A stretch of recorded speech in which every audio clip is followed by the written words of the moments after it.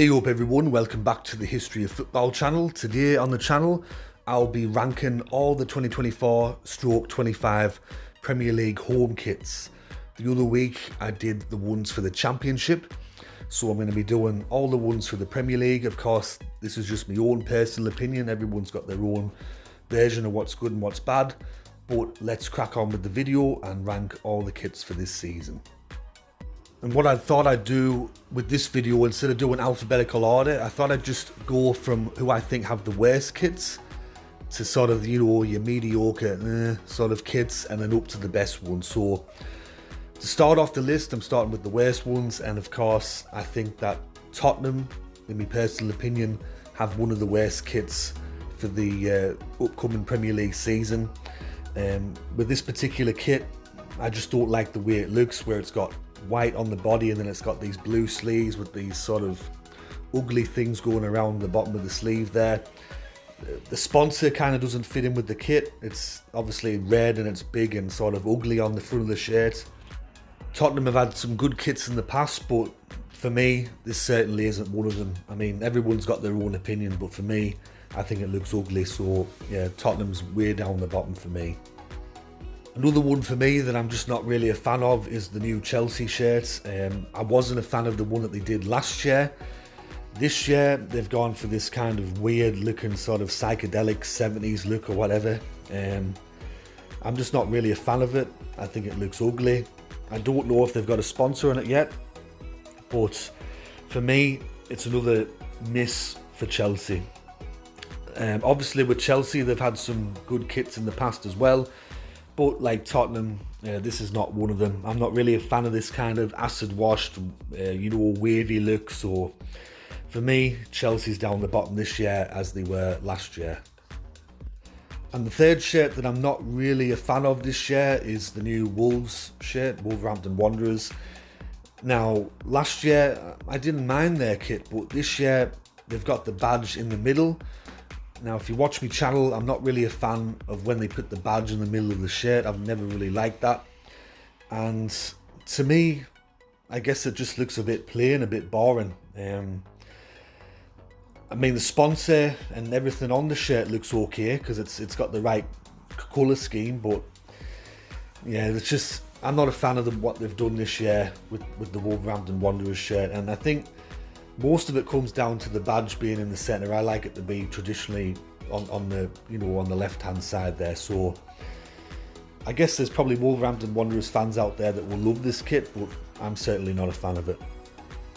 Now moving on to the middle of the road shirts, where I think that they're kind of alright for what they are. Newcastle United. I mean, with Newcastle United it's pretty much the same every year, black and white vertical stripes. Newcastle United fans will say, no, it's totally different, it's a different shirt. But for me, it's just the same thing every year for Newcastle United. I have seen a few Newcastle fans online that rave about the different shirts every year, but as I said, they're just the same for me. But look, it's traditional. I like how the sponsor fits in with the kit. It's a nice shirt, so for me, just middle of the road. Likewise with Arsenal, they pretty much have the same shirt every year. They've got the same sponsor. The only difference this year is that they've got sort of like a navy blue sort of black thing going across the top of the shoulders. But Arsenal are another team that they rarely ever change their shirts. They just add a couple of little minor changes here or there. So it's not an ugly thing, it's not a bad thing, but to me it's in the middle. It's not great and it's not bad. With Nottingham Forest this year, their kit's pretty much similar to what I think it were last year. It's predominantly red with the white stripes going across the shoulders there. I believe that might be a new sponsor. I don't remember it from last year. This shirt for me is fine. It's not mind-blowing, it's not bad, it's just another shirt that's in the middle of the road. The same can be said for one of their rivals, Leicester City, back in the Premier League.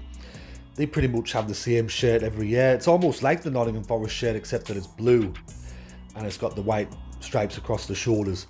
And they've got a new sponsor as well this year, BC Game. But as I said, another jersey, or should I say a shirt, that's middle of the road for me. Another shirt that I think's alright, I don't mind, it's in sort of the middle category there, is Fulham. This year, it's, I guess one of the main differences is that they've got some sort of red sort of thing going down the side of the shirt there. They've also got a collar, which I really love. I love the collars. I believe they got the same sponsor from last year, but for me, it's a decent looking shirt. It's average. I'm pretty sure the Fulham fans will buy it. Brighton and Hove Albion, another team that I'm putting in the middle. This year they've kept the same sponsor, American Express. They've decided to go for a very traditional look with the blue and white vertical stripes. They haven't incorporated them on the shoulders though. In the past they've incorporated a bit of yellow into their kit, but that's missing from this year. Look, I think it's a nice looking shirt. It's traditionally Brighton. I've got nothing really against it. I think it's better than some of the other kits that they've had since they've been back in the Premier League. So yeah, I'd put it in the middle range. It's not great, it's not mind-blowing, and it's not bad either. Another one that I would just put in the average or middle range is Liverpool. Literally the only difference with their shirt this year is the collar. They've kind of gone for this white sort of reddish collar. Besides that, they've still got the same sponsors, same kit manufacturer, same badge. It's virtually the same thing, so I mean, for most Liverpool fans, you could probably not buy this kit and still have the one from last year and it will still look relevant. So yeah, this one's in the average for me. Now on to my own club, Everton. I'm putting Everton in the average category. This year they've got a new kit manufacturer, Castore. Besides that, there's not really a lot going on with this shirt. If you look sort of closer, there's a bit of a pattern that they've put in to the shirt on the body there. But it's a really disappointing effort from Castore, considering that this is the last year at Goodison Park. Last year, the kit were great and it actually had nods to Goodison Park in the history, and I really liked the collar on that shirt and I bought it. I thought it were great. I think they actually got the kits mixed around. They should have done this one last year and then the one that they did last year this year, if you get what I mean. But for me, it's a very disappointing effort, and the fact that they're charging, I think, £60 or £70 for this, yeah. And let's just hope with this Castore that we don't have the same issue that Aston Villa had, where the shirts are getting drenched after about 5 minutes. But yeah, for me, the Everton shirt this year is very disappointing, and obviously I don't like that sponsor either, Stake.com. Wish they'd get shot of that. Another one that I would put in the average category, or alright, is Manchester City. With their one this year, there's not really a lot going on with it. The only thing that's really changed is just around the collar. They've got like this sort of pattern going on and they've put that around the sleeves, and there's a little bit of sort of navy blue around sort of like the torso area going down the side of the shirt. Besides that, not really a lot going on with this shirt. A bit plain, but I mean, traditionally Manchester City with the colours and everything like that. So yeah, just another one of them shirts where I think it's just in sort of like the alright category. And I think with their bitter rivals as well, Manchester United, another kit which I think's alright. I think that might be a new sponsor, that Snapdragon. I have a hard time keeping up with some of these sponsors sometimes, but for me, it's a traditional looking Manchester United shirt. I think, as I said, the only real change is that Snapdragon sponsor. Besides that, not really a lot to write home about with this one.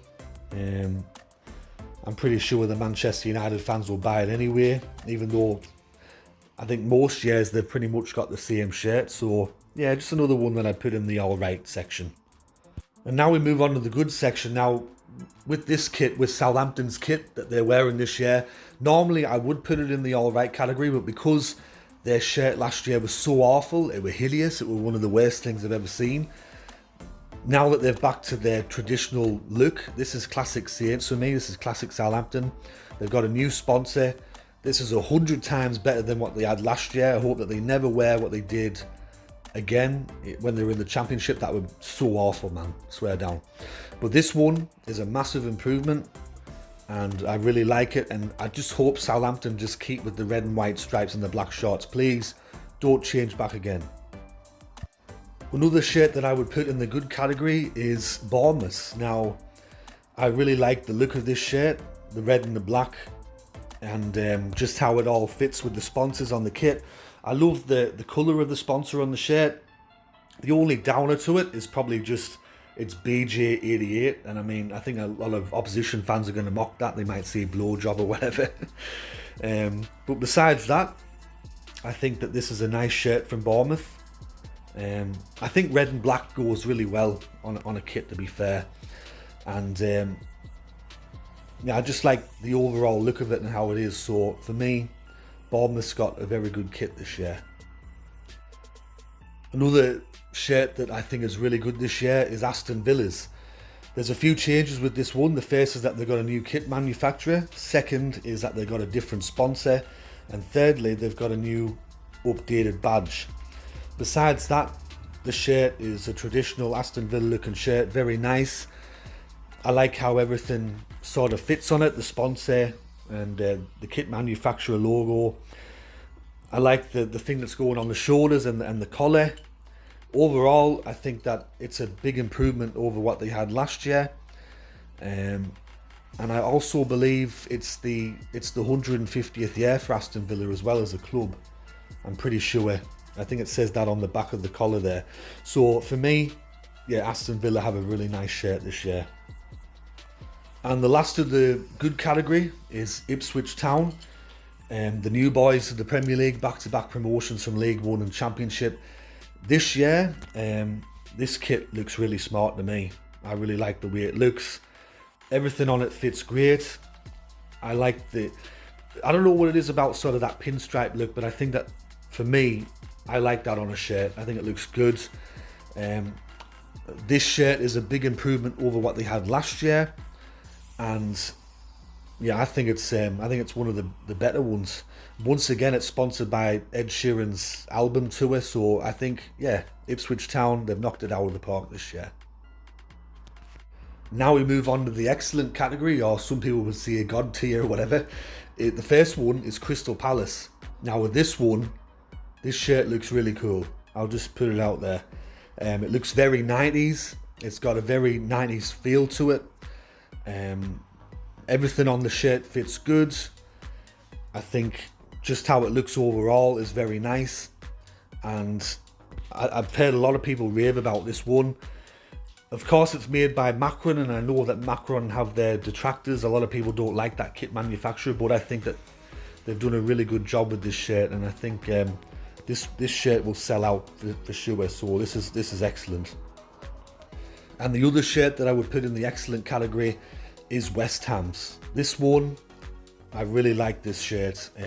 It's very traditional looking. This is a throwback to, I believe, the 1960s when they won the Cup Winners' Cup. So it's a homage to that shirt. They've got that logo from that era. I just think it looks like a really classic West Ham shirt. The only thing that I could say that I would fault is that sponsor on the side of the sleeve. But it doesn't fit in with the kit whatsoever. But besides that, it's an excellent shirt. It's a great nod back to a good time in West Ham's history when they won the Cup Winners' Cup.